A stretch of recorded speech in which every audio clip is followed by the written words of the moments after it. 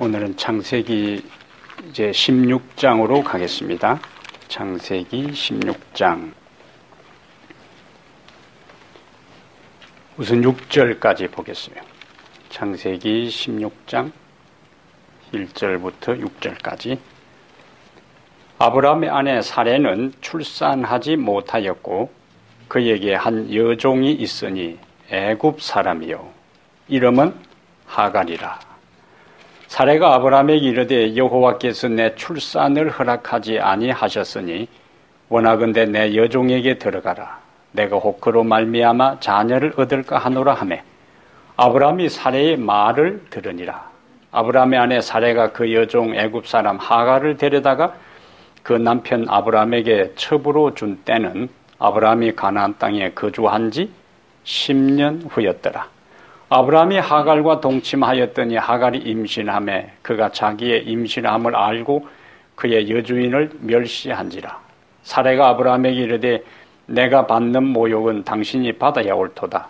내가 나의 여종을 당신의 품에 두었거늘 그가 자기의 임신함을 알고 나를 멸시하니 당신과 나 사이에 여호와께서 판단하시기를 원하노라.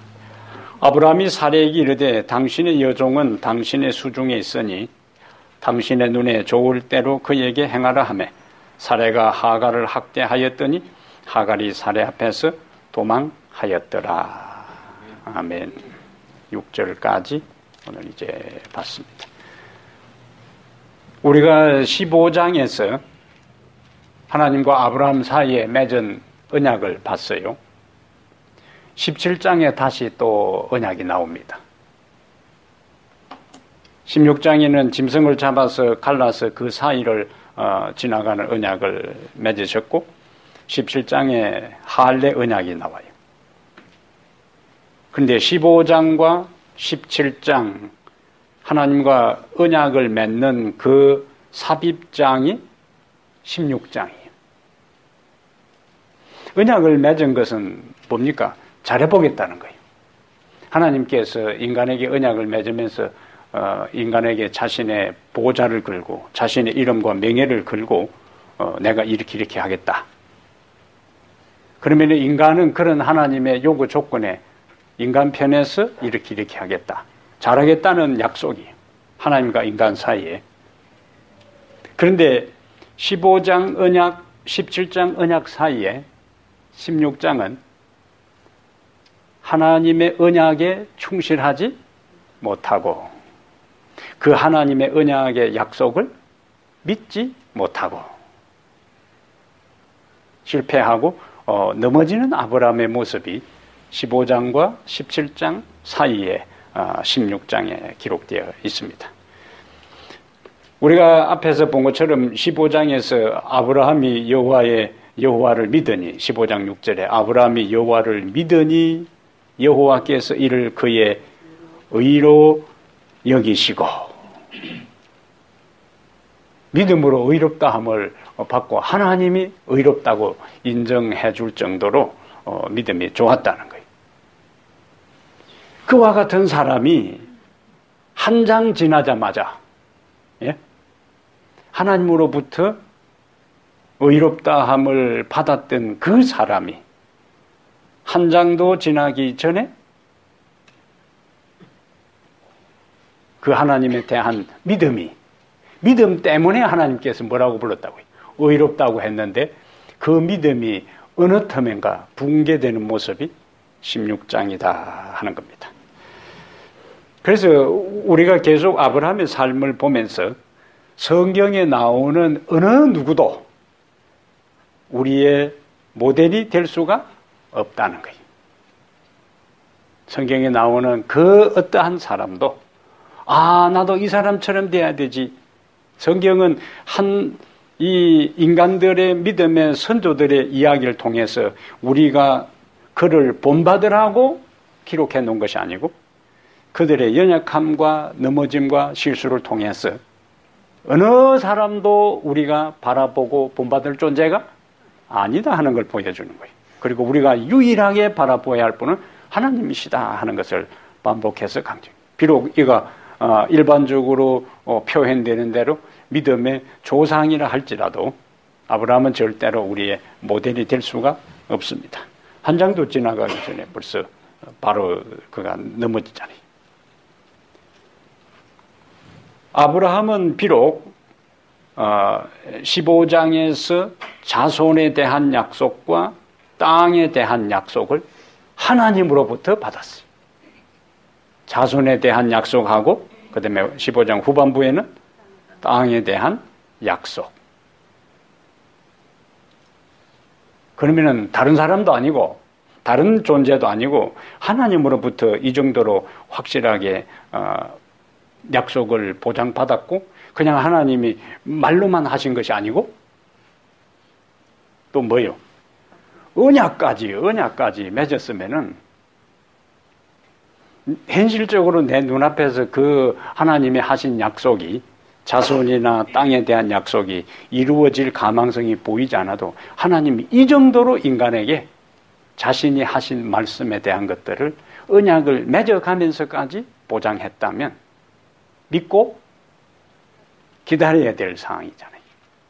그런데 오늘 이제 우리가 살필 내용들은 그렇지 못한 아브라함의 모습을 여과 없이 기록하고 있습니다. 두 사람의 마음이 이제 조급해지기 시작했다는 거죠. 아브라함도 마찬가지고 사레도 마찬가지고. 그래서 이제는 하나님이 분명히 약속을 하긴 했지만은 하나님을 좀 도와드려야 되겠다. 인간적인 방법으로 하나님의 그 약속의 성취를 시도하려고 하는 모습이. 그것이 이제 16장의 이야기고 또 16장의 다른 한 면은 여인들의 갈등과 아픔과 고통이에요. 사례도 뭐예요? 세월이 가도 아이를 갖지 못하니까. 그것도 고대 사회에 있어서는 다산, 자녀를 많이 놓는 것이 축복이고 그 가정의 힘이고 그 부족의 파워를 상징하는데 아이를 낳지 못한 그 사라의 입장에서는 얼마나 뭐예요? 스트레스 방이에요. 거기다가 너를 통해서 후손이 온다는데 아무 기미가 없는 상황에 얼마나 스트레스가 됐을까요? 그 여인의 고통이에요.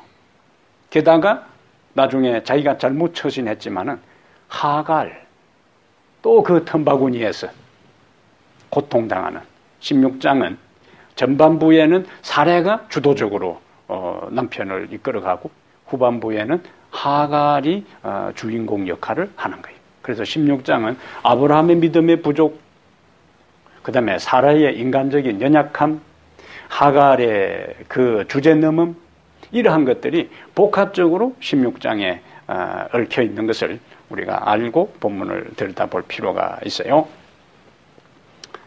자, 1절부터 3절에 아브라함의 아내 사레는 출산하지 못하였고 그에게 한 여종이 있으니 애굽 사람이요 이름은 하갈이라. 여기 애굽 사람이다 하는 것을 강조하고 있어요.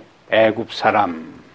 그냥 여종이라는 거. 3절에도 아브라함의 아내 사레가 그 여종 애굽 사람 하갈을 데려다가 우리가 유추할 수 있는 것은 이 아브라함의 집에 어떻게 애굽 사람 여종이 들어왔을까? 어떻게 유추할 수 있을까요? 앞에 사건하고 연결해서. 예. 그 애굽의 기근을 만나서 내려갔을 때에 나중에 바로가 잘못된 걸 알고 재물하고 많은 것을 줬어요. 그때에 따라왔을 가능성이 있는 여종이다. 그래서 애굽 사람 하갈에 대한 걸 강조해요. 그래서 2절에 사레가 아브라함에게 이르되, 이 사레는 기다릴 만큼 기다렸다. 그죠? 자그마치 하나님의 약속 이후에 얼마요? 10년. 가나안 땅에 들어오기 전에 뭐 아이 없던 거는 계산 안에 넣을 것도 없이 가나안 땅에 들어오고 난 다음에 3절에 보니까 아브라함이 가나안 땅에 거주한 지 10년 후였더라. 인간적으로 보면은 뭐예요? 기다릴 만큼 기다렸어요. 적어도 10년 정도 기다렸으면 그래도 많이 기다린 거잖아요. 10년 전에 했으면은 그렇게 조급하게 말이야. 이렇게 되겠지만은 인간적인 견지와 기다림의 인내라는 측면에서 볼 때는 10년 정도 기다린 거는 많이 기다린 거예요. 그러나 하나님 앞에 우리의 기다림은 마지막까지 끝까지 기다려야 되는 거예요. 예? 언제가 마지막에 하나님의 약속이 하나님이 하신 약속이 성취될 때까지가 마지막이에요. 그럼 예를 들면은 그 질문과 연관해서 예수님의 재림을 언제까지 기다려야 되는가? 내가 기간을 설정해놓고 내 살아 생전에 아니면은 10년, 20년 그게 아니잖아요. 하나님께서 10년 때에 준다고 했는데도 10년을 하나님이 그만 깜빡해서 넘겼다. 그러면은 아브라함과 사레나 할 말이 있지만은 하나님께서 몇 년 안에 준다는 이야기는 안 했거든요. 그러면 뭐 해야 되는 거예요?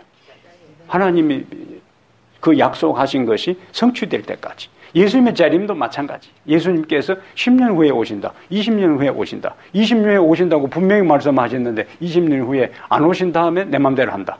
그건 변명거리가 되지만은 언제 오신다고 안 했기 때문에 그때가 언제까지입니까? 할 때 하나님의 약속이 성취될 때까지. 하나님의 약속이 성취될 때까지. 네. 그것이 우리의 기다림의 시한입니다. 기다림의 시한이에요. 그래서 2절에 여호와께서 내 출산을 허락하지 아니하셨으니 여호와께서 내 출산을 막았다 그거야. 원하건대 내 여종에게로 들어가라. 내가 혹 그로 말미암아 자녀를 얻을까 하노라 하며 아브라함이 그다음에 2절 맞으면 뭐가 나와요? 아브라함이 사레의 말을 들으니라. 누구의 말을 듣고 있어야 되느냐? 하나님의 말씀을. 그 남자들이 무조건 여자 말 들으면 안 돼. 들을 걸 들어야지. 무조건 집안 패는다고 남자가 여자 말 들으면 안 돼요. 봐서 들을만 하다 싶을 때 하나님의 말씀과 어긋나지 않는 거는 무조건 들어야 되지만은 하나님 말씀에 안 맞는 거는 들으면 안 되는 거예요. 아담 보세요. 그는 가정의 평화를 위해서 그렇게 해요. 아내를 즐겁게 해주기 위해서. 그리고 더 함께 같이 살려고. 그러나 인간적인 판단과 생각으로 그 말을 들어주는 것이 우선은 좋은 것처럼 보여도 결국 궁극적으로는 하나님의 법도를 벗어난 상태의 인간의 비위에 맞추고 인간의 수준과 견해에 맞춘 그 행동과 모든 처신은 결국 비극으로 끝납니다. 예? 결국 비극으로 끝나는 거예요. 요 장면의 흐름도 우리가 그러한 사실들을 우리가 알 수가 있어요. 사례가 이러한 제안을 한 것은 여기 책임을 은근히 자기가 그렇게 남편에게 여종을 주는 그 책임의 출발을 누구에게 돌리냐면 하나님께 돌리잖아요. 여호와께서 내 출산을 허락하지 않으니까 선택의 여지가 없다. 그러니까 당신이 이제 여종에게로 들어가는 길밖에 없다. 이러한 것들은요, 그 고대 근동지역에 특히 이제 아브라함이 살던 당시의 그 법전, 고대 유명한 법전이 함무라비 법전인데, 세계 법전이 파리 대법전, 로마 대법전, 나폴레옹 대법전, 그 다음에 함무라비 법전인데, 그런 것들이 이제 오늘날 법들의 그 기초적인 철학을 형성한. 함무라비 법전 안에 만약에 본 부인이 아이를 낳지 못할 때에는 그 집에 여종이 아내 역할을 해서 아들을 낳으면은 그러면 본 부인의 몫으로 준다는 것이 그 당시에는 그냥 일반적인 관례였고 허용된 것이었어요. 그러니까 사례가 남편에게 제안한 것은 세상적인 도덕과 윤리와 가치 기준으로 볼 때는 하등의 문제가 없는 거예요. 근데 그리스도인의 삶이라는 것은 동시대를 살아가는 우리들의 삶의 현장에서 시대적 가치와 시대적 도덕적 윤리적 기준들이 우리의 처신에 하등의 문제가 없다 할지라도 하나님의 말씀에 비추어 보고 견주어 볼 때 문제가 있을 때는 그 길을 가서는 안 된다는 거지요. 모두가 아무런 부담 없이 그 길을 간다 할지라도 사라의 제안은 당시에는 하등의 문제가 없는 거예요. 관습적으로, 도덕적으로, 윤리적으로 사라의 행동을 아무도 이상하게 생각하지 않는 거예요. 통념적으로 이미 그렇게 그 당시 시대적 상황에서는 해왔어요. 그러니까 사례는 그러한 시대적 상황의 가치관을 가지고 그대로 한 거예요.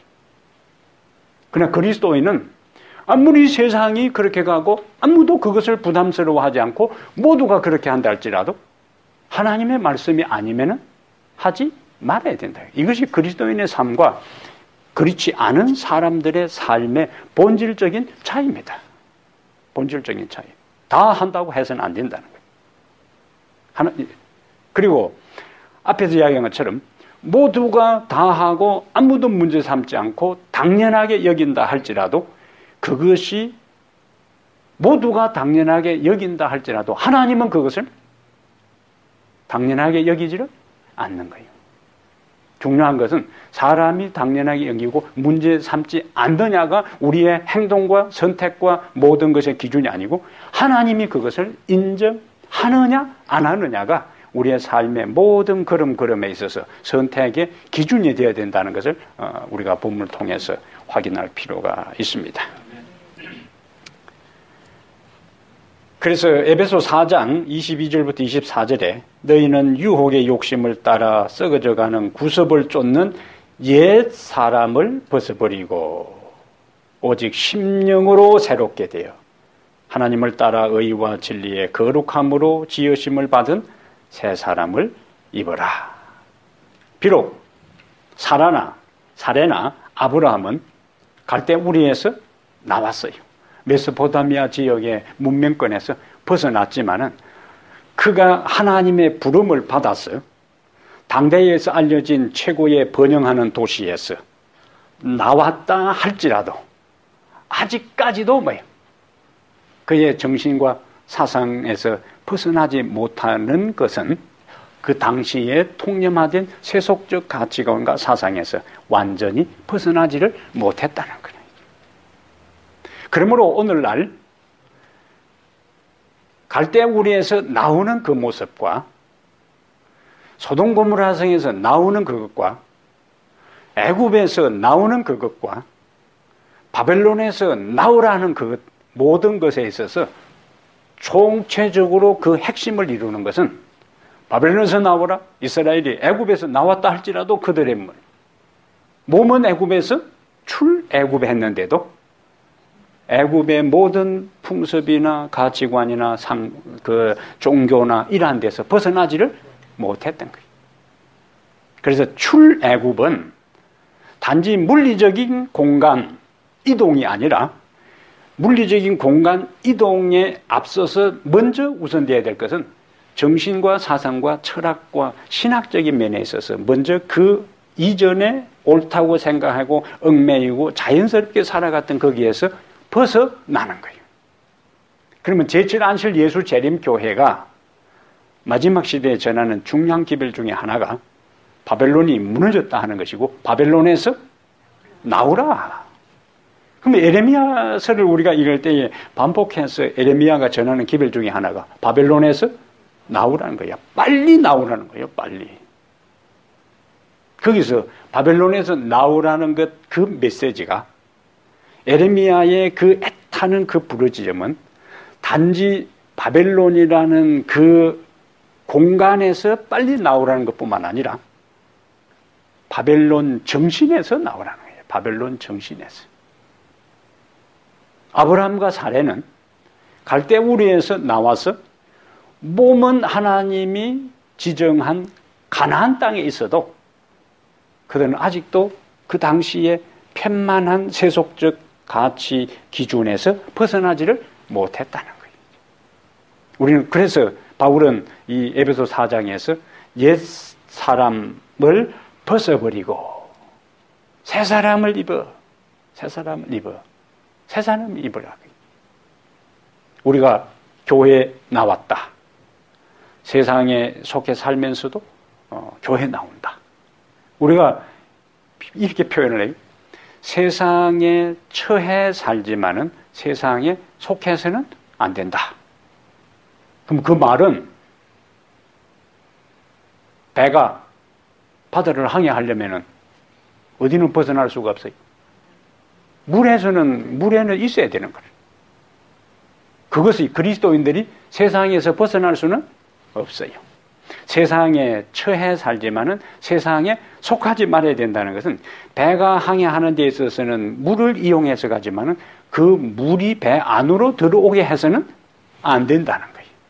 그리스도인의 삶이 그래야 됩니다. 세상에 처해 살지만은 우리는 세속적 가치에 의해서 우리의 인생의 방향이 되는 것이 아니라 하나님의 가르침에 의해 우리의 인생의 모든 방향이 결정되고 좌우되어야 된다는 것.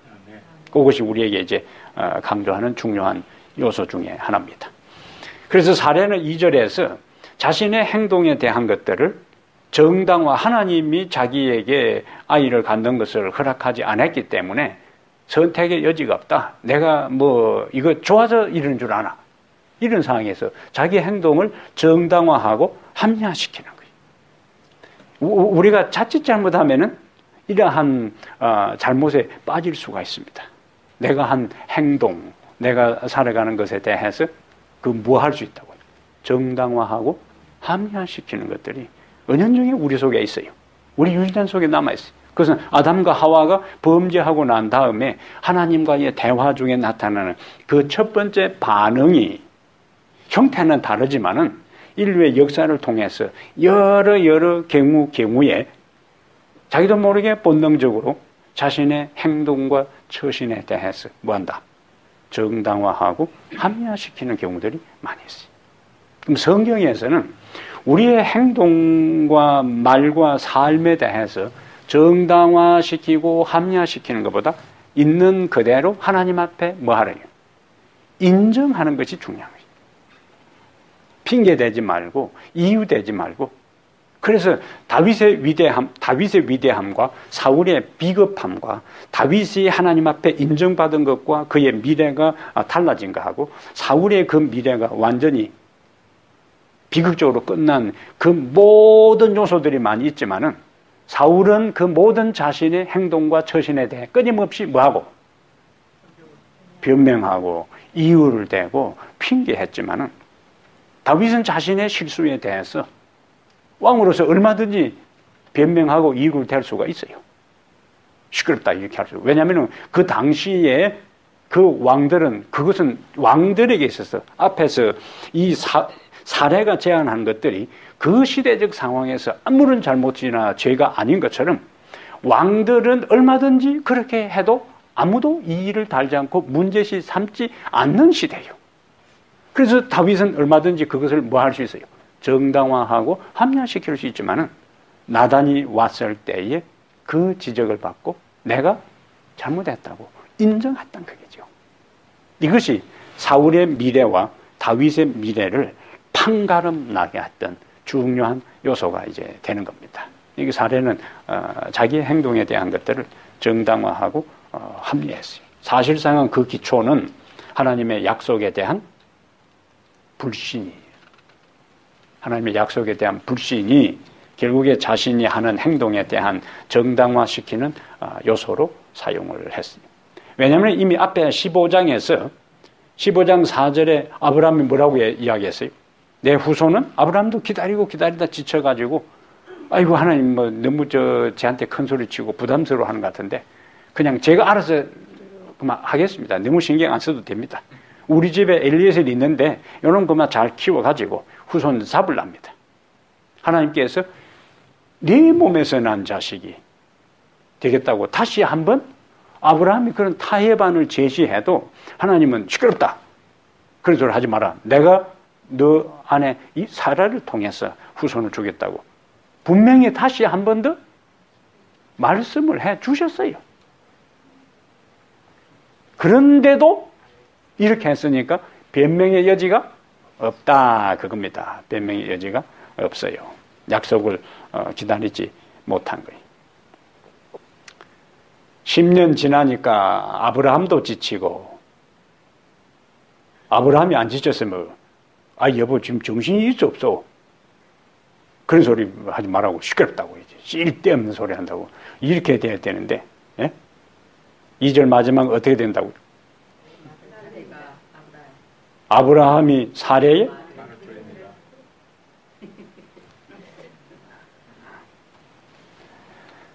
사례는 하나님의 약속보다 자기 수단을 믿었고, 아브라함은 하나님의 약속보다 사례의 말을 들었어.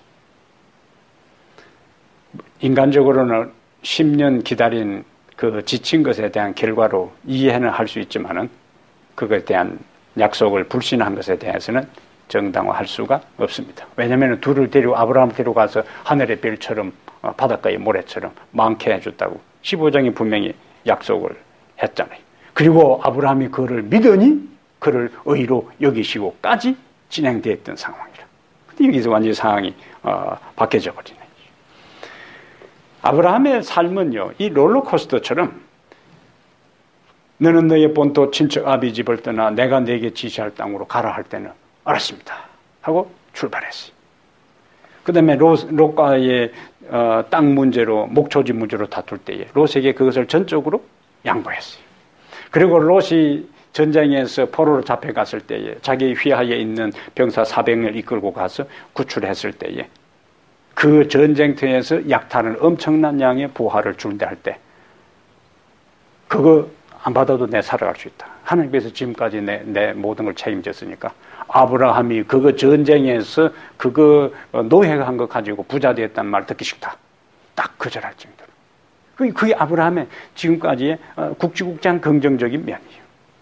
그런데 또 다른 면, 어두운 면, 엄지는 기근이 생긴다 해가지고 그냥 여기 있다가는 굶어 죽겠다 싶어서 애굽으로 그냥 내려가고, 그러다가 또 자기 와이프가 예쁘니까 당신 뺏기겠다 싶어서 또 거짓말로 모면을 나오고, 그 다음에 여기서 이런 장면이 나오는 거예요. 이 아브라함의 삶은 긍정적인 면, 밝은 면과 어두운 면과 엄지가 양립하면서 끊임없이 반복되는데, 그 모습이 어쩌면 아브라함 생애의 한 국면 단면으로 끝나는 것이 아니고 여러분과 제가 하나님을 믿고 살아가는 인생 삶에 있어서 모습이라는 거예요.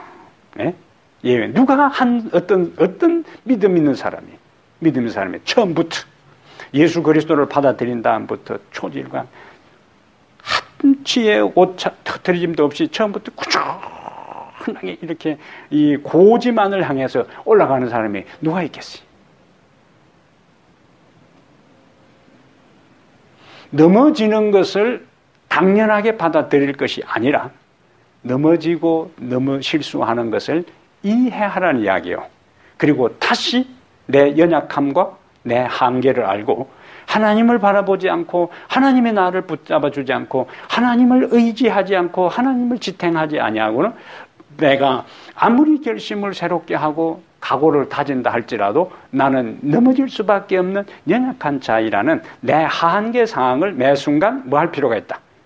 인정하라 그러죠. 그래야 다시 하나님을 바라보고 다시 붙잡고 그를 의지하고 그를 지탱해서 우리가 신앙의 삶을 살아갈 수가 있습니다. 그런 연약한 모습들 속에서도 우리가 다시 일어설 수가 있는 거예요.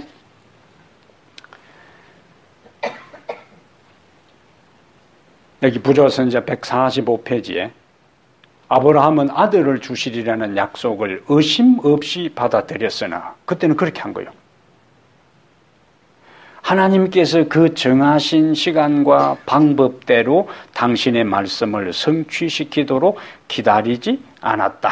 여기 중요한 표현은 하나님께서 그 정하신 시간과 방법대로, 여기 누가 주도하냐면 하나님이에요. 하나님이 약속하셨어요. 하나님이 약속하셨으면 약속하신 분도 하나님이시고 언제 줄 것인가 하는 시간도 하나님이 주도권을 갖고 있는 거고 어떤 형태로 아이가 태어날 것인가에 대한 것도 하나님이 가지고 있는 거예요. 그래서 약속하신 그분이 그분의 시간표에 따라 그분의 방법으로 주실 것이라고 믿고 기다려야 된다는 거죠. 여기서 우리의 연약함이 종종 무너집니다. 하나님의 시간과 방법에 대한 것을 우리가 제대로 이룰 수가 믿지를 못하고 기다리지를 못합니다. 히브리 10장 26절에 너희에게 인내가 필요하면 뭐가 필요하다? 인내가 필요하면 너희가 하나님의 뜻을 행한 후에 약속을 받기 위함이라. 일반적으로 인내에는요 3가지가 있어요. 하나는 육신적인 인내입니다. 무슨 인내요? 육신적인 인내. 이것은 추위를 참고 오늘처럼 더울 때 더위를 참고 배고픈 것을 참고 아픈 것을 참고 이러한 것을 가리켜서 뭐냐면은 육신적인 인내라 그래요. 두 번째는 정신적인 인내가 있어요. 배고픈 것은 그래도 잘 참을 수가 있지만은 추운 것도 참을 수 있고 더운 것도 참을 수가 있는데 분하고 억울하고 무시당하고 모욕을 당하고 이런 것은 참 참기 힘들어요. 그것마저 잘 참는 것이 뭐냐면 정신적인 인내입니다. 정신적인 인내예요. 그 성경에서는 육신적인 인내도 필요하고 정신적인 인내도 필요한데 가장 성경에서 가치 있게 평가하는 것은 신앙의 인내입니다. 신앙의 인내. 그 신앙의 인내라는 것은 어떤 사람은 육신적인 인내도 잘하고 정신적인 인내도 잘하는데 신앙적인 인내에 있어서 넘어지고 붕괴되는 사람이 있어요. 아브라함에게 있어서 지금 결핍된 게 뭐냐? 사례에게 있어서 부족한 것이 뭐냐? 신앙적인 인내. 우리에게 주신 하나님의 약속의 성취를 마지막까지 기다리지 못한. 아까 앞에서 이야기한 예수님의 재림에 대한 기다림도 결국 뭐냐? 예수님의 재림에 대한 기다림도 신앙적인 인내예요. 이 세상의 삶 자체는 기다림의 연속이에요. 따져보면 우리가 삶을 그대로 들여다보면 삶은 여러 가지 형태로 우리가 표현할 수 있지만 삶은 기다림이다. 기다림의 어떤 종류가 있을까요? 삶은 기다림이다 하는 것을 명제로 내세울 때에 무엇이 있어요? 기다리는 거 아무것도 없어요? 태어날 때부터 죽을 때까지 기다리지. 오, 예. 태어날 때부터 죽을 때까지 기다리는 거예요. 기다리는 게 얼마나 많아요? 예. 아이를 임신하고 난 다음에 태어날 때까지 기다려야 되고, 그 아이가 자라는 걸 기다리고, 철들기를 기다리고, 예? 대소변 가리는 걸 기다리고, 학교 마치는 걸 기다리고. 죽을 때까지 기다리고. 자꾸 앞서가는 선진조국이 있는데. 스스로 자라서 짝을 만나면 또 아이가 있나 없나, 또 둘이가 잘 사나 안 사나, 모든 흐름들. 씨를 뿌린 농부는 뭐예요? 싹이 나기를 기다리고, 싹만 나기를 기다리고 끝나는 것이 아니라 그 다음에 나중에 뭐예요? 또 열매가 열리기를 기다리고, 열매만 열리기를 기다리는 게 아니라 그것이 잘 익어서 맛있게 되기를 기다리고. 그래서 삶 전부는, 삶은 기다림의 연속이에요. 봄을 기다리고, 밤이 되면은 그 다음에 새벽을 기다리고, 몸이 아픈 사람은 건강이 회복되기를 기다리고. 삶은 기다림의 연속이에요. 그래, 그것을 우리의 삶의 여러 현실, 현상 가운데 기다림이라는 것은 우리의 삶과 분리될 수 없는 밀접한 관계, 불가분의 관계를 맺고 있는 거예요. 그래서 기다림의 특히 예수 그리스도를 믿는 사람들은 기다림의 명수가 되어야 되는 거예요. 기다려야 되는 거예요. 목사에게 있어서는 신자들을 부지런히 가르치고 구도자를 가르치면서 신자들이 변화되기를 기다리고 영적으로 성숙하기를 기다리고 2020년 100명의 회심한 출석이 성취되기를 기다리고 하나님의 응답을 기다리고. 삶은 기다립니다. 그러다가 우리의 인생이 세월이 흐르면서 10년, 20년, 80년, 90년 죽음의 자리에 접근할 때에 우리에게 있어서는 어떤 기다림이 있는가? 예수 그리스도의 재림과 부활의 기다림, 하늘의 소망의 기다림. 기다리면 뭘 전제하고 있는가? 소망을 전제하고 있는 거예요. 기다리지 않는다는 것은 더 이상 희망을 갖지 않는다는 거예요. 절망, 희망을 갖지 않는 그 순간에 더 이상 기다리지 않습니다. 우리가 어떤 사람을 기다렸는데 아이고 더 기다려봐야 안 올 것 같다. 가자. 그럼 뭐예요? 그 사람에 대해서 더 이상 기대를 안 하는 거지요. 그래서 기다리고 있다는 것은 아직도 그 사람을 만날 것을 포기하지 않는 것을 전제하는 것이고, 기다림을 포기하는 순간에 희망도 끝나는 거예요. 예수 그리스도에 대한 우리의 기다림, 재림을 기다리지 않는 순간에 모든 것은 무너지는 거예요. 모든 것은 끝나는 거예요. 왜냐하면 그것이 궁극적인 우리 한 개인과 이 지구와 이 역사와 하나님의 우주적인 계획 속에 재림이라는 것은 가장 중요한 클라이막스인데, 가장 중요한 핵심적인 그 사건과 그 중심되는 예수 그리스도에 대한 기다림이 없이 우리의 삶, 신앙을 살아가는 것은 근본을 놓쳐버리고 본질을 놓쳐버리고 핵심을 상실하고 살아가는 삶이에요. 거기에 우리의 삶의 모든 것이 나머지 다 지류처럼, 가지처럼 이루어져 있다는 거예요. 뭐가 중요해요? 기다림. 기다림은 뭘 전제한다? 희망, 소망을 전제하는 거예요. 기다리지 않는 것은 포기요, 끝입니다.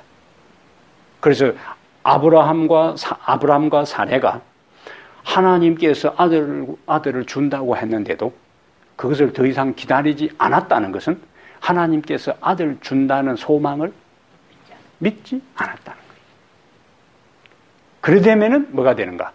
하나님의 약속에 대한 기다림을 가지고 있을 때는 모든 것이 하나님께서 이루실 건 믿음에 의해서 우리의 삶이 이루어지지만은 하나님의 약속에 대한 믿음과 소망이 전제되지 아니할 때에는 이제는 인간적인 수단과 방법으로 자신의 삶을 살아가고 꾸려가려고 하는 쪽으로 그 인생의 방향이 완전히 바뀌어지는 거예요. 그것이 지금 아브라함과 사레가 시도하는 이 모습입니다. 이 모습이. 단지 이것은 그냥 아이가 없으니까 그만 뭐 집에 하갈리 부장하고 튼튼한데 그냥 결혼해서 아이 놓으면 되지. 이 차원이 아니라는 거예요. 그 시도의 출발 지점이 하나님의 약속에 대한 기다림이 포기했다는 데 있어서 이것이 굉장히 심각성을 가지고 있다는 것이고, 그리고 그 후유증이 크다는 거예요. 그 후유증이 이제 심각하게 나타납니다. 저는 낚시를 제가 삼천포에 있으면서 스트레스 받을 일이 있어서 낚시 가게에 가서 제일 싼 거 낚싯대를 하나 사가지고 바다에 가서 낚시를 하는데, 꼭지, 보거 있잖아요. 새끼 보거, 배 볼록볼록한 거 있어요. 던졌다면 요놈이 물어가지고 올라오는 거예요. 근데 그걸 다시 해가지고 하는데 살려준다고 강태공 흉내낸다고 그 뭐 보고국을 끓여 먹는 것도 아니고 다시 떼가지고 바다에 던져주고 또 하는데, 고든 낚시도 아니고 이렇게 된 걸 되니까 잘 뺀다고 해도 입이 찢어지는 거예요. 그때부터 내가 딱 그만뒀습니다. 그 다음부터는 안 하는 거예요. 근데 낚시를 하는 사람이 낚싯줄을 들이우고 뭐 해야 돼요? 고기가 물릴 때까지 기다려야 되는 거예요. 그 기다림은 뭐예요? 내가 이것을 내리고 있으면은 물 것이라는 희망. 근데 에이구 여기 없다, 가자, 저 자리 옮기자 하는 것은 더 이상 여기 있어봐야 안 물린다고 딱 결론을 내는 거예요. 낚싯대를 내리고 있는 것. 그러니까 낚시꾼도 낚싯대를 내리고 고기가 물리기를 기다리는 것처럼 우리와 관계하는, 우리가 교제하고 인간관계를 맺어가는 그 사람들이 예수의 복음에 대해서 마음을 열고 우리가 전하는 진리 앞에 그들이 복음을 받아들일 것에 대한 것도, 낚시하는 사람도 어떤 사람은 하염없이 거기서 앉아 기다리는데, 영혼을 우리가 하나님께로 인도하는 데 있어서도 무엇이 필요한가? 기다림이에요. 영적 낚싯대를 들이우고 우리는 복음의 그것을 받아들일 때까지 우리는 기다리는 것들이 필요해요. 삶은 기다림. 나무를 심어 놓고도 빨리빨리 크네. 기다려야 됩니다. 요즘에는 밥 하는 거는 그냥 꼽아 놓으면 다 되지만은 시골에는 불을 떼놓고 바로 먹으면 안 되고 불을 살 줄이면서 뜸이 들기를 기다려요. 그래야 소골소골이 밥이 잘 퍼지는 거지. 어떻게 줄이 잘 안 오는다. 내가 몇 번 해봤거든. 밥이 뜸이 들기를 기다려야 돼. 과일이 숙성되기를 기다려요. 아브라함은 그 기다림에 있어서 제대로 하지 못한 겁니다. 우리의 신앙에 있어서도 우리의 꿈이 이루어지고 우리 교회의 비전이 이루어지고 우리의 삶에 있어서 기도의 제목들이 이루어지기를 포기하지 말고 기다리라. 4절 보겠어요. 10년 후에 이제 그 일들이 이제 일어난 상황에 아브라함이 하갈과 동침하였더니 하갈이 임신하매. 자, 아브라함이 하갈과 동침하였더니 하갈이 임신하매. 여기까지 딱 끊어서 이제 그 장면을 한번 생각해 보세요. 아브라함이 이제 사라의 말을 들었어요. 그리고 하갈과 결혼을 했어. 동침을 했어. 근데 아이가 생겼어. 자, 처음에 아이가 딱 생겼을 때에 아브라함은 기분이 좋았죠. 사라는 기분이 아니 하갈 줘가지고 첩 나오면은 자기가 난 것으로 하겠다 했으니까 아이 항상 이제 남편하고 한 방에 지나게 한 다음에 계속 뭐 했겠어요? 뭐 소식 없냐? 계속 물었을 거 아니요. 그러다가 이제 얼마 지나야 돼요? 한 달? 지나고 난 다음에 알고 날 때냐 사라도 기뻤을 것이고 또 하갈도 자기가 임신한 것을 알고는 이제는 이제 좋아했을 거다. 왜냐면은 아이 나라고 주인이 자기에게 들어왔는데 아이가 안 생겼다. 누구 계속 데리고 다니겠어? 니 다시 종으로 가서 살아라 일이 되지. 그러니까 하갈에게 있어서도 그 아이가 생기는 것은 굉장한 일이요. 그럼 아브라함에게 있어서도 또 사라에게 있어서도 또 누구에게? 하갈에게 있어서도. 자, 여기 있어. 임신함에 여기까지는 딱 끊어버리면은 모든 것이 잘 된 것처럼 보이니. 그 선택이, 그 행동이 하나님의 법에 어긴 약속을 믿지 않는 일이라 할지라도 우선 지금 전개되는 상황은 아브라함에게나 사라나 하갈 모두에게 만족스러운 상황이 발생했다는 거예요. 하나님을 제대로 믿지 않고 하나님 말씀대로 안 한다 해서 우리가 망하지 않아요. 어쩌면은 타협하고 대강대강 해도 신앙의 원칙을 따라 살 때보다 오히려 더 잘 우선 풀릴 것처럼 보일 수 있다는 거예요. 네? 모두가 생각하기를 아브라함과 사라와 하갈이 동시에 임신한 사실 앞에 모두가 즐거워하고 이야 우리가 계획대로 잘 되는구나. 그러나 그리스도인은 끝을 봐야 되는 거예요. 끝을. 중간 과정의 한 장면을 끊어서 이렇게 해도 되는구나. 그렇게 결론을 내리지 말아야 된다는 이야기라. 그게 그 다음에 이제 전개되는 상황이에요. 예? 성경을 우리가 그래서 그 구절을 잘 볼 필요가 있습니다. 아브라함이 하갈과 동침하였더니 하갈이 임신하매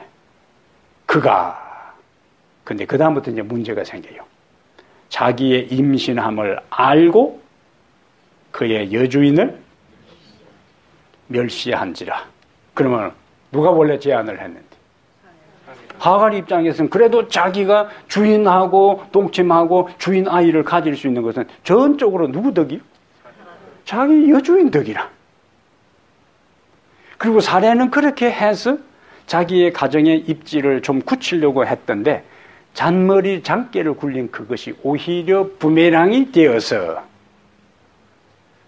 이 여종이 아이 갖고 난 다음에 이렇게 돌변해가지고 이제는 배가 아침에 일어나서 이렇게 뒤뚱뒤뚱 하면서 그러면은 사라가 그 모습을 볼 때 어땠을까요? 피곤해. 아우, 뭐, 입덧을 한다니. 이렇게 하면은, 사례가 처음에는 아이 가졌다고 좋다했는데, 이제는 주인 아들을 가지면서, 이렇게 폼 잡고 다닐 때에, 어떻게 보였을 거예요? 예? 그래요. 그때부터 이제 주인 노릇을 하기 시작하려잖아요. 와, 이제 안방을 차지하려고 나타나는 그런 상황이에요. 사례의 계획이 완전히 빗나가 버리잖아요. 예? 아브라함이 사례 말을 듣고 우선 아이 가졌다 할 때는 이렇게 해도 된다고 생각했는데 당장의 가정에 문제가 발생했다는 거예요. 예? 하나님의 말씀에 어긋날 경우에는 우선은 잘 되는 것처럼 보여도 그것이 계속 잘 될 수가 없다는 거예요. 하나님의 뜻이 아닌데도 잘 되는 것처럼 보이는 것에 대해 우리가 착각하지 말아야 합니다. 여기 자기의 잉태함을 깨닫고 그 여주인을 멸시한지라 4절 마지막에 이것은 하찮은 존재로 이제 완전히 깔아뭉개 버리는 거예요. 얼마나 스트레스 받았겠어요. 이 여종이 이제 자기 주인 아들 그 아이 가지고 난 다음에는 완전히 자기를 주인으로 여주인으로 하지 않으니까 얼마나 힘들겠어요. 여기에서는 아이를 갖지 못한 것에 대한 마음의 부담과 수치에다가 다른 사람도 아니고 여종이 이제는 아이 가졌다고 배를 이렇게 하면서 이제 폼 잡고 다니면서 자기를 깔보고 무시하는 데 있어서는 이거는 참 참기 힘든 상황인데 결국 그것이 저절로 그리 된 게 아니고 자기가 원인을 제공했어요. 부메랑이 되어서 돌아온 것입니다. 분하고 원통하고 속이 뒤집어질 지경이지. 하나님께서 허락하지 않았으니까 그렇게 하자고 제안했는데 그렇게 된 거예요. 그래서 우리가 정로를 이탈될 때에 우선 당장 문제가 없는 것으로 인해서 이렇게 해도 된다고 착각하지 말아야 된다. 그리고 하갈 입장에서는 어떻게 해야 되는 거예요? 더 여주인의 마음을 배려하고 헤아려서, 예? 자기가 비록 주인의 아들을 가져도 배려하고 해야 되는데 이러한 경우가 뭐냐? 깨구리 올챙이 시절 모른다는 거예요. 깨구리가 올챙이 시절을 모른다는 거예요. 자기가 여종으로서 그 여주인을 섬겼던 그 시절을 망각하고 이제는 안주인이 되는 양 거들먹거릴 때 결국 그에게 있어서 쫓겨나는 그러한 비극들이 여기서 발생하게 됩니다. 이러한 흐름들은 우리의 삶에 있어서 중요한 메시지를 많이 전달해 줍니다. 종종 우리가 요거하고 이제 정리를 하겠습니다. 우리의 삶을 억울하게 하고 분통 터지게 하는 일들이 있는데 두 가지 요소요. 하나는 나의 권리가 침해를 받고 있다. 하나는 그게 첫 번째요. 내 권리가 침해를 받고 있고 그 다음에 두 번째는 그 사람이 나에게 그렇게 할 권리가 없다 이거예요.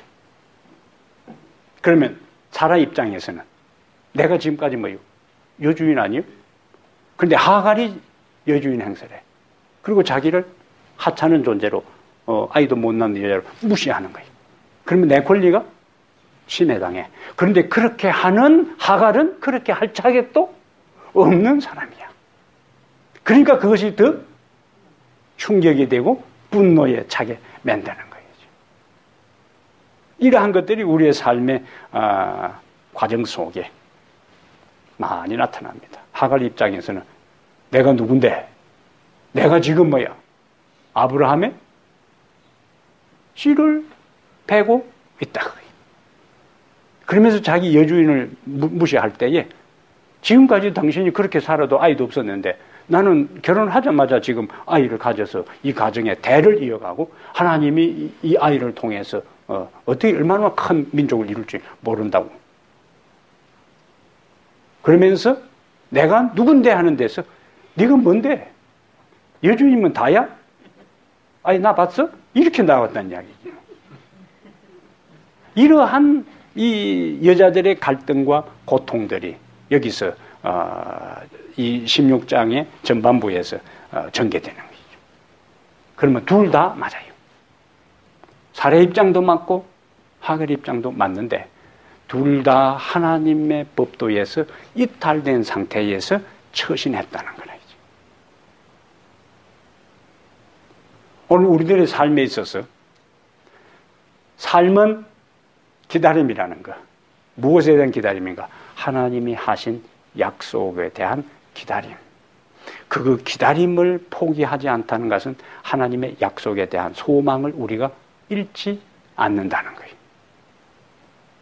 그래서 성경을 통해서 하신 약속에 대한 것, 내 개인의 삶에 대한 것, 우리가 기도를 하나님께 드리는 그 모든 것에 대해서 그 하나님의 약속이 내게 가시적으로 성취되고 이루어질 때까지 우리는 기다려야 된다는 거죠. 기다림의 인내가 우리에게, 너희에게 인내가 필요함을 했던 것처럼. 그래서 삶은 기다림이라는 걸 먼저 생각하고, 두 번째는 하나님의 법도에서 이탈되는 것에 대해 우선은 덕이양양 얻은 것처럼 보이고 이루어진 것처럼 보여도 그것이 궁극적으로 얻어지는 게 아니고 결국에 그것이 문제를 야기시키고 어렵게 만들고 고통스럽게 만들고 시험으로 들어가게 빠지게 만드는 요소가 될 것이기 때문에 힘들지만은 약속을 기다리고 이탈되지 말고 하나님의 명하신 정로를 따라 한 걸음 한 걸음 인내를 가지고 걸어가는 자세가 여러분과 저의 자세가 되어야 할 것입니다. 기도합시다. 하나님, 우리 아버지, 이 저녁에도 아브람과 사레와 하갈의 삶을 통해서 오늘 이 시대에 우리가 어떻게 살아야 할지를 교훈해 주시고 깨우쳐 주시고 또 권면해 주시고 말씀해 주시니 감사합니다.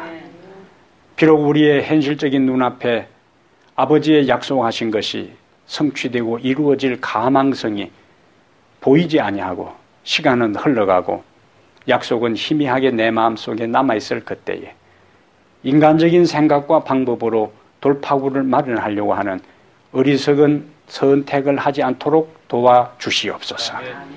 마지막 순간까지 하나님께서 약속하신 바가 이루어질 것을 믿고 큰 그림 속에서 역사에 끝날 예수 그리스도의 재림에 우리의 삶에 초점을 맞추고 우리의 매일매일 일상의 삶에서 하나님의 법도를 따라 걸어가는 저희들 모두가 되게 해 주옵소서.